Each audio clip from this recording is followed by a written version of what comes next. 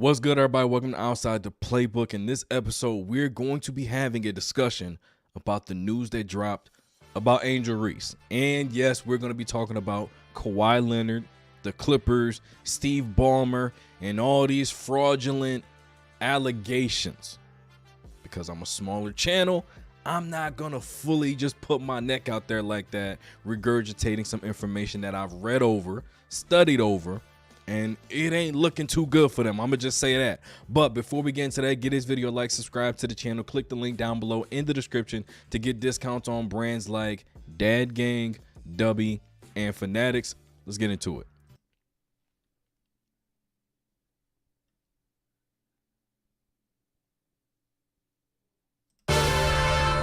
Everybody wants to know what I would do if I didn't win. I guess we'll never know. As you seen, Stream East is no more.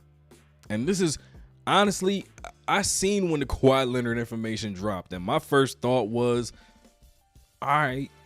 Obviously, later on, I looked into it a little bit deeper, but the most devastating news of my day was there was no Stream East before the NBA season started tonight with the Cowboys and Philly. So my frustration with this is pretty high. All right, you can't watch any NBA game, MLB, NFL, MMA, boxing, WWE, none of that. All that's gone. That's dead. No more Stream East. So we're going to have to find another way. But some other news that came out earlier this week, it was a viral video that went crazy. PJ Washington, his child's mother, they were having a disagreement. And one of the things that everybody was talking about was how, you know, healthy relationships, this and that, and what did he do wrong, blah, blah, blah. Then it comes out that PJ Washington and the Dallas Mavericks had agreed to a new deal. This was the reaction around the league, fans, people that watch the game. Smart man. Hope she don't get a penny more. One thing about PJ is he's never broke. He dealt with that, found him a better woman. I mean, he got traded to Dallas, showed his worth, now it's paying off at the right time. I mean, all these complimentary posts, man. I'm not gonna talk about this because this is not that type of channel. But it's good to see some positivity come out of a situation that was probably weighing on him, did not paint him in a great light. Hopefully this is the truth of the matter. You know, she knew his contract was coming up. He had a new deal on the table, tried to make him look bad, and this, and that, and the other thing. So hopefully that's the gist of it. Hopefully he can walk away from this, you know, feeling good about things. Somebody who is not feeling good about things, and it's been a very hot topic of conversation all day long, is Angel Reese and her comments that she made about her team and her teammates. Okay. Anything that she says is most definitely going to be heightened. All right. This was the headline. Angel Reese takes shot at HVL among multiple teammates, trashes Sky organization. Now, this is not one of those scenarios where you can just say, well, did she tell the truth? Was she lying? This is not one of those things. You got to finesse some of this stuff. All right. Some of these things you can't just say to a reporter. You have to sugarcoat it just a little bit to the reporter. All right. Even if that compromises who you are as a person. Angel Reese is a no nonsense individual. Never seen her sugarcoat anything. She's going to have to compromise that, especially in the delicate situation that she is in. I mean, 9-30 is not exactly delicate, but you know what I mean, right? Amid another rough season for the Chicago Sky, Angel Reese called out the organization during an interview with the Chicago Tribune's Julia Poe. She said she wants to see far more from the team in free agency, while also calling out some of her teammates. According to the Tribune, Reese said she doesn't think either HVL or Banham are capable of leading the charge for a playoff team. She also pointed out the impact of Vandersloot. Vandersloot's obviously had a season-ending injury, so I mean that's going to be very limited. We can't rely on Courtney to come back, and at the age she's at, she'll be a great asset for us, but we can't rely on that. We need somebody probably a little younger and some experience, somebody who's been playing the game and is willing to compete for a championship. Again, no lies told. No lies told. But when you say something, it's different from everybody else.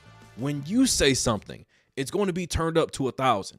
When you make comments, positive or negative, there's a microscope on it. So you got to be careful. I'm not settling for the same we did last year. We have to get good players. We have to get great players. It's non-negotiable for me. I'm willing to wanting to play with the best. However I can help get the best here, that's what I'm going to do this offseason. So it's going to be very, very important this offseason to make sure we can attract the best of the best, because we can't settle for what we have this year. Now, again, no lies told. You did not lie. The problem is your teammates are going to have to read this about themselves instead of having a conversation with you in the locker room. Players only meeting. Hey, team, we got to be better. This needs to happen. This player can't do this. This player can't do that. You got to be better in this area. You got to make some changes here. You got to work on your game, blah, blah, blah, blah. All the way down the list. That is a player-to-player conversation in the locker room with your teammates. You say this to a reporter, then your teammates read about it. In the NBA, sometimes you're going to have a locker room altercation that doesn't get found out by the rest of the league. Or, I mean, if you're Draymond Green and Jordan Poole, everybody's going to know about it immediately. But, I mean, if comments like this are going to be coming out, either warn your teammates or make sure this conversation was already had with them. Nothing wrong with saying, hey, we got to be better. We need better. You know, we need to bring some more free agents. We need help in this area. This is our weakness. Don't let it get back to your teammates that you talked to a reporter and told them, hey, she ain't really like that. That's not a good look. And before everybody jumps in the comments saying, you know, hey, you know, you owe your teammates an apology. She already did that. Looked into it beforehand to make sure she did apologize to her teammates. This is what she had to say. I don't think I'm frustrated. I probably am frustrated myself right now. I think the language is taken out of context, and I really didn't intentionally mean to put down my teammates because they've been through this with me throughout the whole year. They've busted their ass just how I busted my ass. They showed up for me through thick and thin and in the locker room when nobody could see anything. So I would apologize to my teammates, which I already have, about the article and how it was misconstrued, about what was said. And I just have to be better with my language because I know it's not the message, it's the messenger, and understanding what I say can be taken any kind of way. So I just have to really be better and grow from this. Good apology. Basically said everything that I said. You know, you got to be understanding of it's you. It's you. That's first and foremost. You are the person with the microphone. You are the person with the most followers. You are the person with the biggest microscope on you. Got to be aware of that situation. Got to nip it in the bud. Another thing that I came across on social media was this. And I like going through these because it provides a lot of debate. Sometimes get a little disrespectful, like this one did in the comment section. But sometimes it's a good, healthy conversation. What if fantasy booking and all this other stuff? If all six were at their peak, who would be pushed to the bench? Now, I'm going to say this right off the bat. Dwayne Wade is not going to the bench. Dwayne Wade is the best player on this list. He's the best player here. And everybody wants to debate that. Allow me to provide you with some information that I provide everybody with the same exact information, and it makes no logical sense why nobody listens to me. 30 points, 7.5 assists per game, 2,000 for the season, 500 assists, over 100 blocks, over 100 steals. Okay, near 50%, third in MVP, third in Defensive Player of the Year, first team All NBA, second team All Defense. That's not even the 2006 NBA Finals MVP, which we are most definitely going to have a conversation about that next week, because him and Mark Cuban had a little back and forth. So Dwayne Wade is not coming off this list. The floor general and Chris Paul has got to stay. All right. Dwight Howard patrolling the paint, blocking shots. He can give you 20, 13, 3 or 4 blocks, shoot a high percentage, clean up any misses, putbacks. Dwight Howard's not going anywhere. Now, the conversation is between Melo, Tracy, and Anthony Davis. All right. The reason why Carmelo Anthony's not going anywhere is 2008 Redeem Team. Those 4 players have already played together. They already have a chemistry. We know what it looks like when Melo's on the floor with D Wade, Chris Paul, and Dwight Howard. We know what we're getting from everybody, and we already know who the go-to guy is in that lineup. It was Dwayne Wade. That's not even debatable. Now, you have to figure out who looks better next to Melo at the 3 and Dwight Howard at the 5. And the best answer here is Anthony Davis. You have Anthony Davis, who occasionally can space the floor, play in the mid-range. You can give him the ball. He can ISO. He can play in the pick and roll, defensively blocking shots and rebounds just like Dwight Howard. You're looking at, between those two guys, 45 points, 25 boards, 5 or 6 blocks, and they're going to both shoot a high percentage. So there's no way I'm bringing Anthony Davis off the bench. Logical answer, Tracy McGrady is coming off the bench for this lineup. But think about it. Chris Paul, D Wade, Melo, Anthony Davis, Dwight Howard, Tracy coming off the bench. I like this lineup versus anybody. Anybody. As a matter of fact, let's say this lineup in a Team USA setting, I'll take them versus anybody from that Team USA selection in the lineup. That's just me. All right. Now, what I'm going to do next, I'm going to be talking about the top 5 trade candidates for this upcoming season. And you know what? Let me just play this. In this edition of OTP's Top 5, we're going to be listing the top 5 trade prospects for the upcoming 2025-26 NBA season. Let's get to it. Number 5, Zion Williamson. With the Pelicans moving on from Brandon Ingram and CJ McCollum, it wouldn't be outside the realm of possibility to see Zion on the move if he can prove he's healthy and explosive. New Orleans can start fresh with a trade for a young asset and draft capital. Number 4, DeMar DeRozan. The veteran has been the center of trade talk since the end of the season. With all of the uncertainty surrounding the Kings organization, this could be an opportunity for DeRozan to get to a contender. A scorer of his caliber should be in high demand. Number 3, LeBron and Bronny James. That is, assuming that these two could be a package deal. The Lakers are clearly building around Luka, and rightfully so. The King could decide to finish his journey elsewhere in order to compete for a championship in what could be his final chapter, and bring his prince with him. Number 2, Andrew Wiggins and Terry Rozier. The Heat were trying to shop Wiggins and Rozier early and often throughout the offseason. But after Durant was dealt to the Rockets, the trade talks for these two went silent. The Heat are hopeful to find a trade partner for Rozier, but they remain confident in Wiggins' ability to help the team. That is, until another superstar becomes available. Number 1, Jonathan Kuminga. It is one of the most bizarre storylines of last season. For whatever reason, Steve Kerr said that Kuminga didn't fit the style they want to play. But on the other hand, they won't let him leave. He's one of the best young trade assets on the market. And if he's dealt, expect the trade to create shockwaves throughout the league. That is, outside the playbook's top 5 trade prospects for the upcoming 2025-2026 NBA season. Be sure to comment down below who you think will end up on the trade block in the upcoming season. Check out the stream every Thursday at 9 p.m. to hear another edition of OTP Top 5. Now, what we're going to talk about next is something that I don't even know what it is at this point.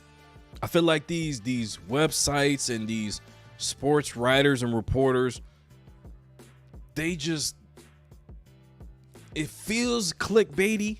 It feels rage baity.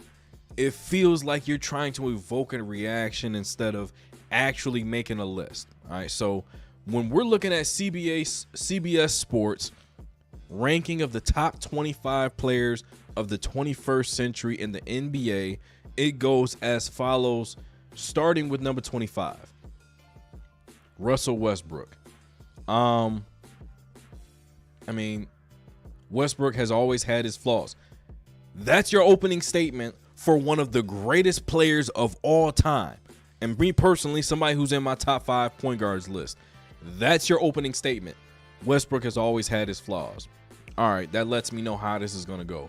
SGA at 24, reigning MVP, reigning finals MVP. Jason Tatum, NBA champion, 6 All-Stars, 5 All-NBAs, 4 first teams. Damian Lillard, top 75th anniversary team. Tracy McGrady, one of the best scorers we have ever seen at 21. Allen Iverson, number 20. 19th, Anthony Davis. That's tough. Dwight Howard, 18th. 17th, Jason Kidd. Luka Doncic at 16. Harden at 15. Nash at 14. Kawhi Leonard at 13. Chris Paul at 12. Dwayne Wade at 11.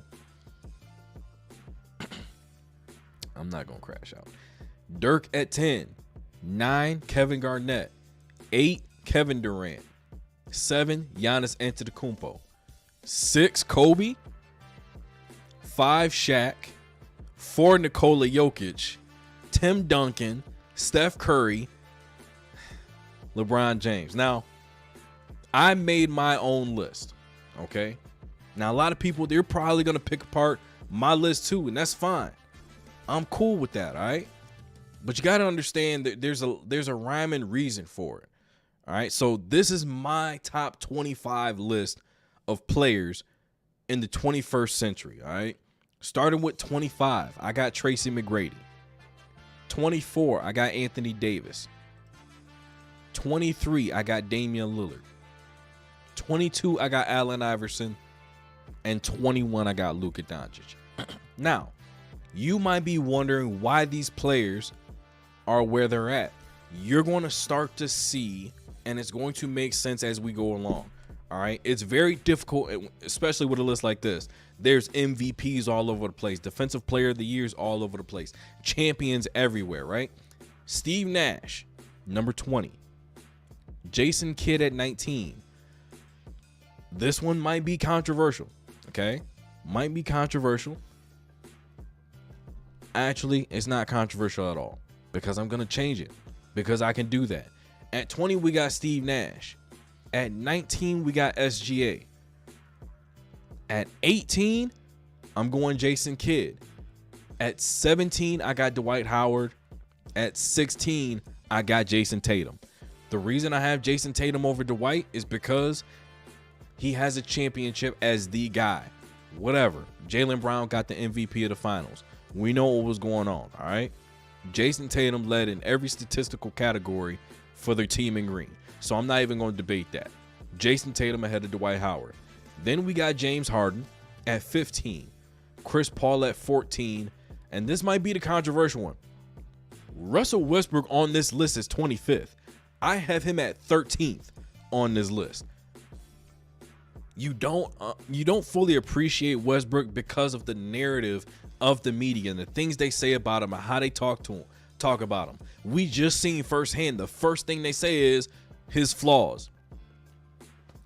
I can go down this whole list once again. I don't see a single thing mentioned like that for anybody else.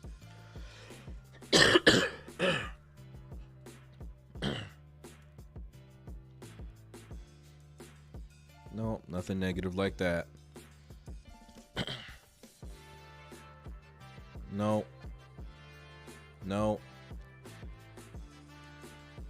Nothing negative. Nothing. Like, you know what I mean? Like, He's the only one where you're going to lead with a negative conversation and then you're going to have to rebuttal it. I don't like that narrative. Triple-double king. Nobody's ever done it the way he's done it. He has the most all time, and he has a winning percentage doing it. He's made players better. I talked about it in a video I dropped the other day when the conversation was about Russell Westbrook versus Kawhi Leonard. He's made players better.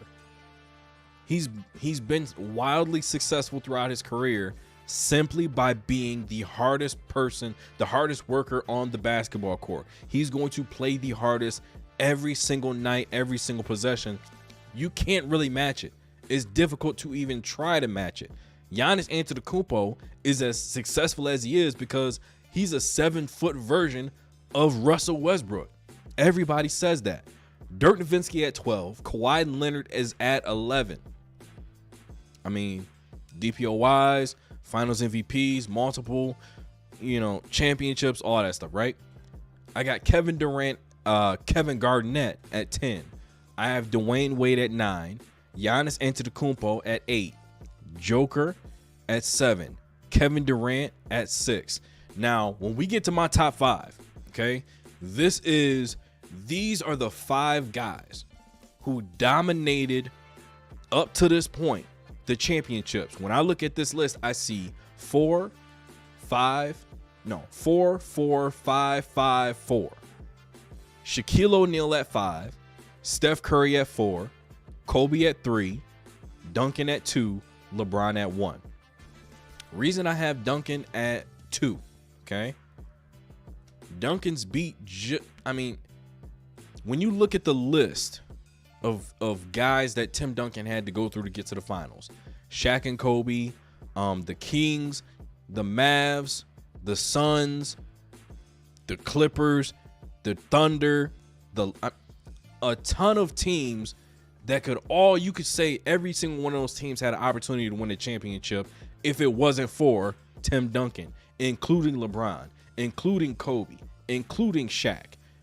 And LeBron is LeBron. I mean, LeBron's number 1 on this list. There's no doubt about that, man. He's been playing 2003 to present, and he's been dominating the whole time. You can pencil him in for at least 27, 7, and 7. I mean, there's no debate about that.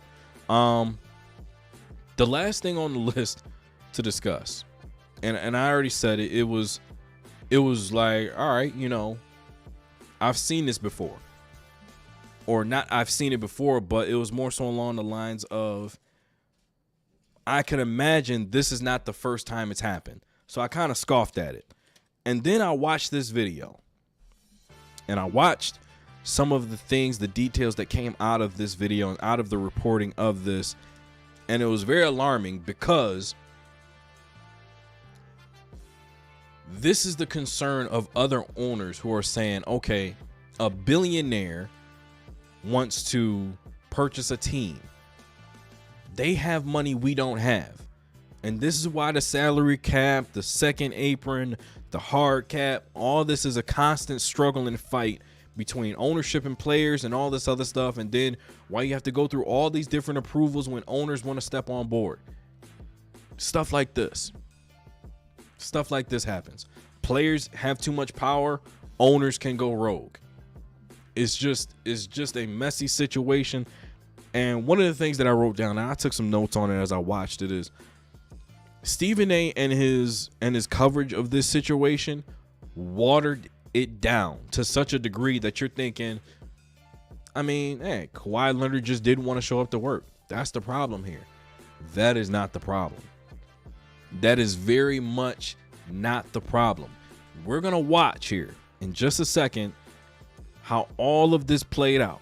Okay, and I'm going to skip through, make some comments, skip through, make some comments. I am not saying that this is something to scoff at. I'm not saying this is something to take lightly. I'm saying the direct opposite. This ain't good for the league. This is very much terrible for the NBA. This is Pablo Torre. Pablo Torre finds out. And he was mocked. People said some interesting things about him. This is elite reporting. This is elite reporting by this dude. And look, just watch. You'll see. Just watch. All right. We're going to skip around a little bit. Was evaluated as, quote, a green advisory board. Children will inherit. And back to that original question, what should we aspire to? Ultimately, 7 months 6th highest in the U.S. or in the world? in the world. What this episode needs is to begin with a couple of libs. What neither of you is, though, are the libs in question. Because these two libs I'm talking about are two actual, very prominent members of the Democratic Party named Andre Czerny and Joe Sandberg. Okay. So, Joe Sandberg, Andre Czerny. Joe Sandberg, he's already been caught up on the fraud stuff. All right. Aspire is what they'll go into next. Let me skip around. Like I said, I'm going to skip around because I am not trying to get in trouble for this, but I just want to what will make happen to all sure we've built? this is set up properly. First things first, go see what you're fighting for. Make a commitment to do your part. Give business to companies that have a plan for the planet our children will inherit. And back to that original question, what should we aspire to? Ultimately, 0. You familiar with that man's work? Now I am. Do you recognize him? Yeah, that's Robert Downey Jr., man. Was that the voice? The of voice Iron and Man? the guy. Advisory board member. Okay, so RDJ was involved. Leo DiCaprio was involved. And Aubrey They've heard his Graham was work. involved. I have. With investing in Drake this company. invested and gave a statement to the likes of Rolling Stone saying, quote, Aspiration's approach to climate change is really inspiring. Orlando Bloom, Cindy Crawford. It's a good one. They found her. Cindy Crawford's even more famous daughter. Yeah, that's wild. I was just Kaya about to read that. Gerber. Yeah. In there, I mean, even the former coach of the Los Angeles Clippers, Doc Rivers. Well, you know. Okay, now, these are all the different individuals who are investors in this company. Now, if you think back between Toronto and the Clippers, there was an investigation launched with Uncle Dennis, all right, asking for things that he shouldn't be asking for things players are not supposed to be asking for. Things that players should not be given as a result of signing with an NBA team or organization. Now, when he signed with the Clippers, Kawhi Leonard, when he signed with the Clippers, he also struck a deal with this company, Aspire. Okay? And basically some of the things surrounding the deal was, social media posts, signed items, appearances, in order to fulfill his part of the deal. Okay, I'm going to go to the part of the video where they talk about the endorsement agreement. Okay, one of the biggest things about it was the difference in how you say one word. The first letter of this word being a capital letter or a lowercase letter. That's literally what this portion of the agreement comes down to. I'm gonna just play it, and like I said, trying not to get in trouble. I'm gonna stay on top of skipping around and make sure you know what I mean. Jesus Christ. The signing deals we do, it's like 1,500 items. And it's not 7 million. If requested. 50. If requested, it shall cause KL2, meaning Kawhi, shall cause. That's why you're here. Oh. All right, so this is the David endorsement Sampson, deal. architect of many sponsorship endorsement agreements, is now looking through with his lil glasses. So here's something he has to do. If requested by the company, KL2 shall cause Leonard to be available to sign 50 items. Jesus Christ. The signing deals we do, it's like 1,500 items.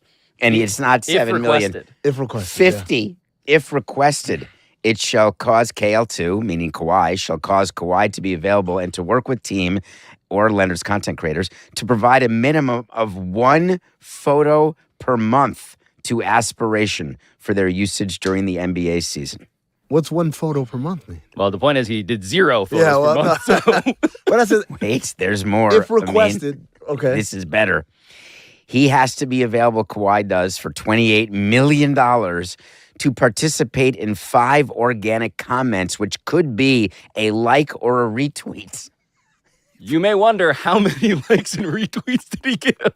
Is it 0? Of course it's 0. Oh, my God. Now, look, let me go back, because like I said, I'm dancing around to make sure I don't get in trouble for this.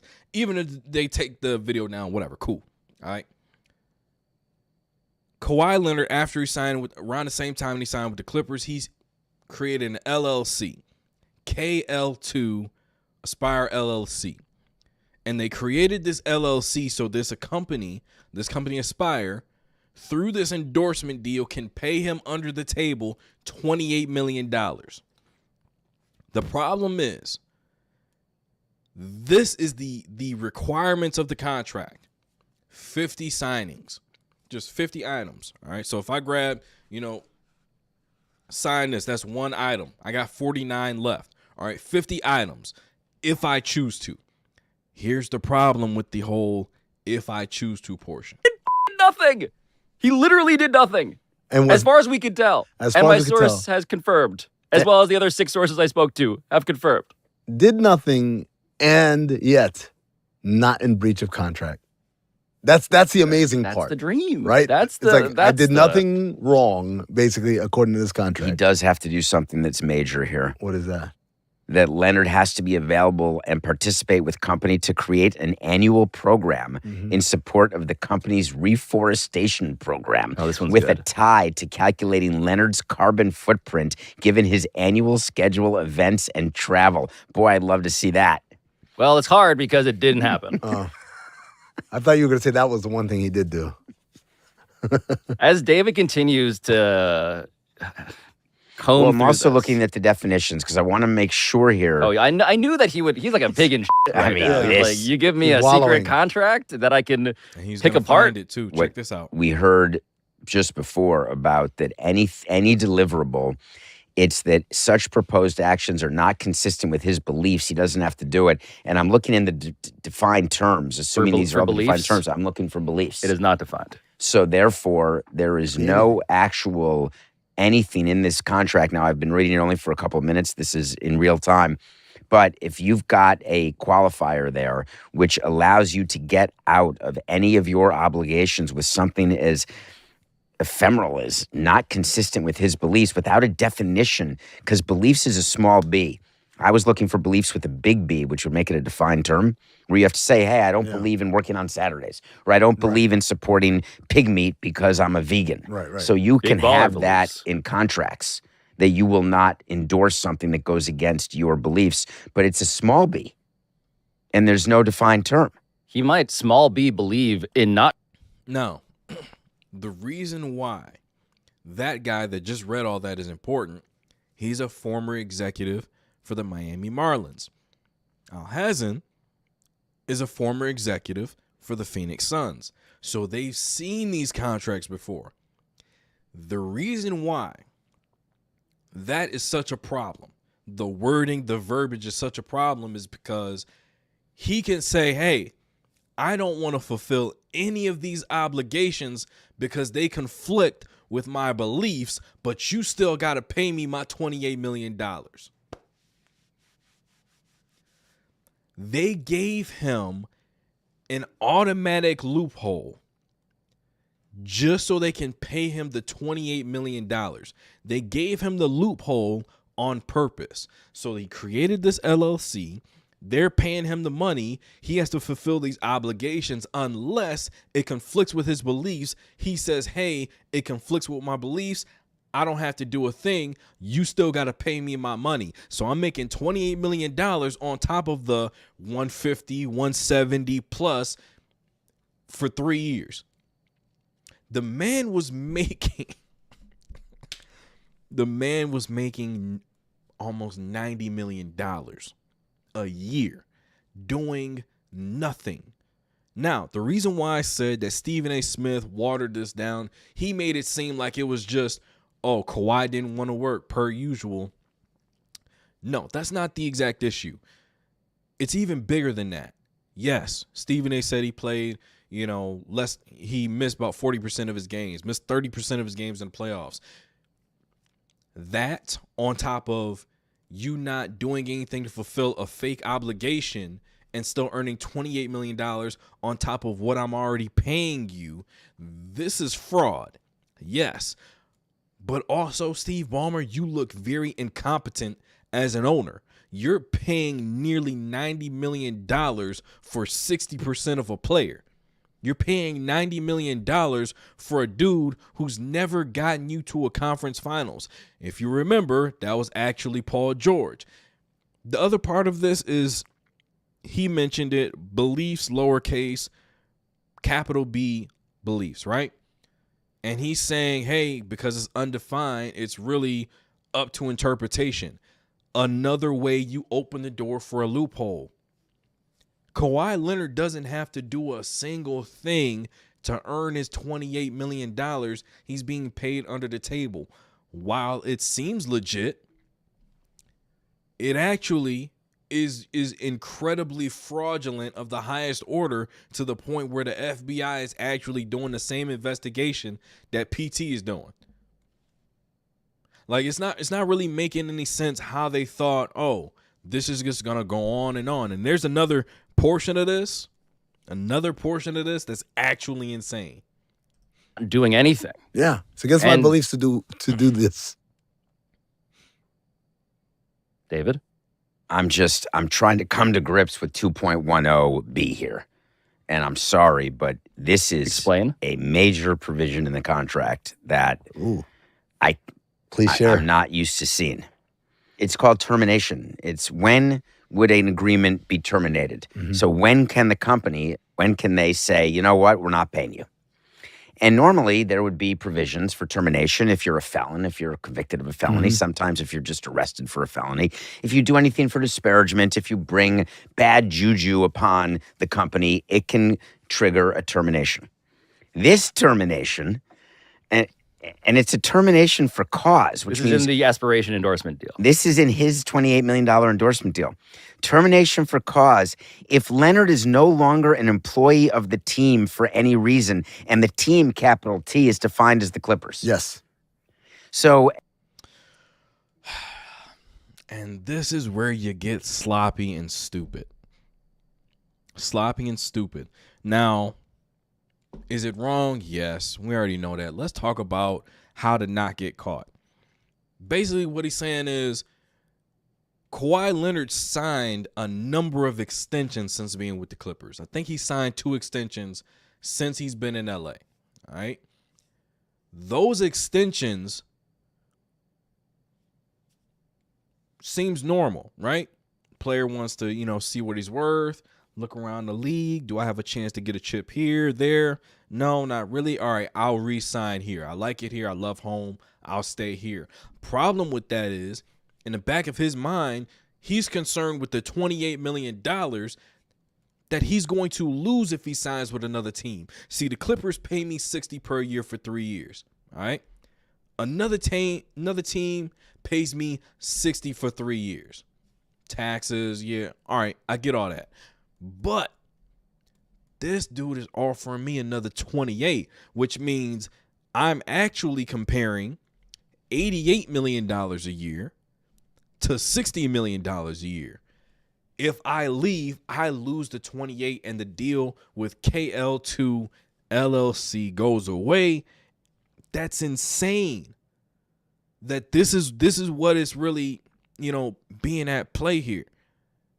Like, I didn't know there was I've always thought, look, this player, they probably hooked him up with some endorsements or promised him, hey, come out to LA, you get a movie role. Well, I know this producer, I know that producer, I can link you up with this dude, winking the gun, all that stuff, right? This is above and beyond all of the imaginative things that you say, all right, He chose to go here. Doesn't really make sense. They're probably doing something extra for him on the side. You know what I'm saying? Like this is beyond anything you would think of. In 445 unpublished documents that I've obtained from inside of Aspiration. They range from bank statements to signed contracts to fancy pitch decks to internal emails. And what they do is they speak to Steve Ballmer's personal influence and awareness of the inner workings of this green bank that is now under federal investigation for an allegedly massive fraud. All right, so I'm gonna stop this part right here. All right, and so that's. They're about to go through and talk about all of the different ways Steve Ballmer knew what was going on, co-signed it, put his name on things, emails were being sent, fully aware, sound mind, sound body, the whole nine. He orchestrated all of it. Hey, even if he doesn't do anything, even if this company is burning to the ground, you pay Kawhi Leonard because his uncle keeps calling. That's essentially what was said in this portion. Now, there's two or three things that I really want to get to, all right? We're going to talk about Uncle Dennis right now. Fortunately, the story of this company. And in October 2022, Aspiration began advertising even in a pitch deck for investors that I obtained that it had a new customer to help compensate for the lack of business. And the new customer was Qatar, the country. Qatar. It's always a good way to Qatar, bail out. According to this pitch deck, had hired Aspiration to zero out the carbon footprint of the 2022 World Cup. Yes, of course. Of course, according to my 7 sources, this was not true. So the point being that they were flailing, the cash was draining out, on the road to bankruptcy, and Aspiration, despite all of this, had a top priority in October 2022 internally, per my 7 sources, and that was incredibly clear. There were weekly meetings about who was going to get paid what and when. And during those weekly meetings, Kawhi Leonard's contract was always set to be paid. Even in a time of total financial hardship for the company. Why? There were multiple reasons we were given. One being that Kawhi's uncle was calling. Wait, this is Uncle Dennis. Uncle Dennis. Uncle Dennis was calling, and Uncle Dennis demanded payment. It was priority one. Like, it was something that had to be done, and it. Now, let's go through a couple things here. Let's talk this out. Uncle Dennis, he was the one investigated for trying to make all these under-the-table deals back in 2019, talking to teams about, hey, I want an ownership stake and all this other stuff for Kawhi, blah, blah, blah, right? Could Kawhi, in order to save his own behind, could Kawhi say, you know what? I didn't know anything about this. Uncle Dennis created the LLC. Uncle Dennis was calling for payment. Uncle Dennis orchestrated all this behind my back. I was unaware. Throw his uncle under the bus. His uncle goes to prison, whatever, right? His uncle has to deal with the FBI. Kawhi wipes his hands clean of his uncle, goes on his business as usual. Like, could he do that? Could he run that play? Could he pull a Shohei Ohtani? Maybe. Maybe just shift the blame. Be like, hey, man, you take the fall. I'll take care of you when you get out. That could be a situation. And I don't put that out of the realm of a possibility. For his family, Kawhi he's the cash cow.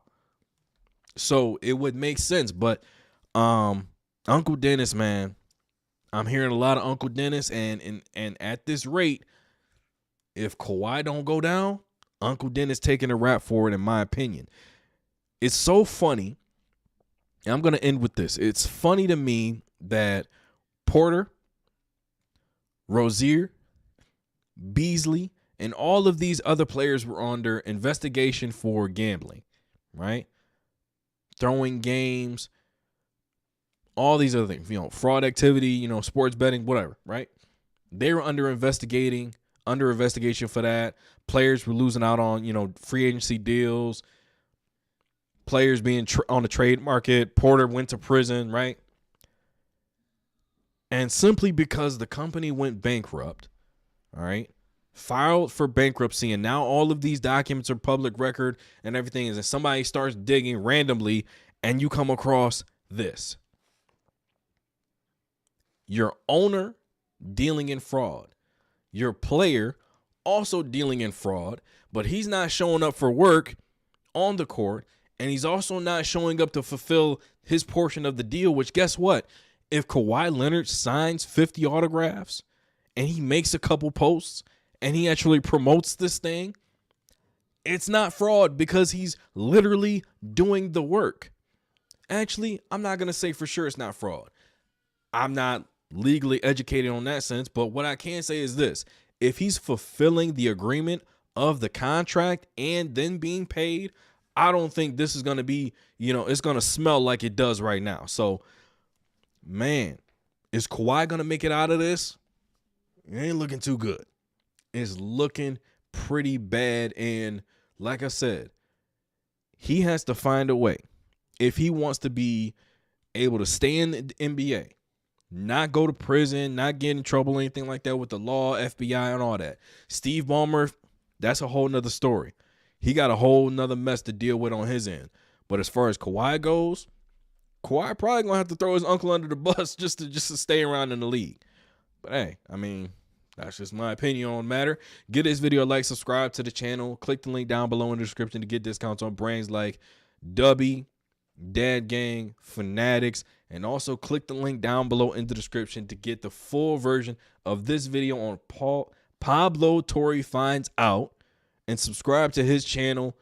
Great reporter in my book, my personal opinion. Legend of Winning. He also speaks highly of him. So